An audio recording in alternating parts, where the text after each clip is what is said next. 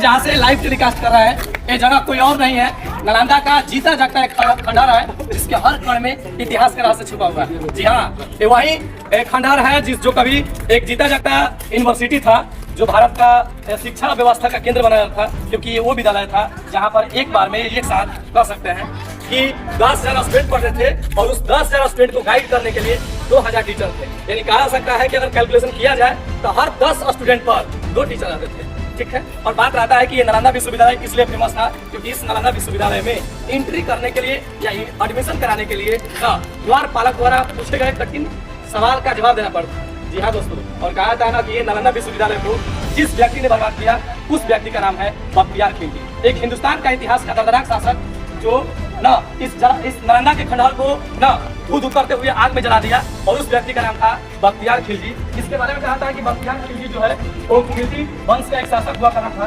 लेकिन इसके बारे में भी कहा जाता है कि बख्तियार खिलजी जब भारत पर अटैक किया तो उस दौरान ये बीमार भी पड़ गया था, और बीमार के दौरान ना जितने चिकित्सक है वो अपना प्रयास करके इसको ठीक करने का काम किए, लेकिन ये कहा जाता है कि जो बख्तियार खिलजी था वो सही से ठीक नहीं हो पाया। तो इसी नालंदा यूनिवर्सिटी के एक शिक्षक था जिसका नाम है राहुल श्रीभद्र, वो टीचर था जिसने क्या किया कि औषधियों का उपयोग करके ना इस बख्तियार खिलजी को ठीक कर दिया, और बख्तियार खिलजी जब ठीक हुआ तो उसको इस कह सकते हैं कि नालंदा यूनिवर्सिटी से जन्म हो गया, क्योंकि इसमें ऐसा चिकित्सा शास्त्र सिखाया जाता है, ऐसा ना मेडिकल की पढ़ाई होती थी कि कोई मतलब कह सकते हैं कि किसी प्रकार का अगर रोगी हो तो उसका ना सही ढंग से इलाज हुआ था, और जब इसका इलाज संपूर्ण रूप से अच्छा से हो गया बख्तियार खिलजी का, तो बख्तियार खिलजी इसी खंडहर जो नालंदा यूनिवर्सिटी है, नालंदा यूनिवर्सिटी से जलन करना शुरू कर दिया। और यही वजह है कि नालंदा यूनिवर्सिटी को निस्सुनाबूद करने के लिए, हमेशा के लिए मिटाने के लिए ना यहाँ पर अटैक कर दिया नालंदा यूनिवर्सिटी पर और जला दिया। और कहा था कि इस नालंदा यूनिवर्सिटी में ना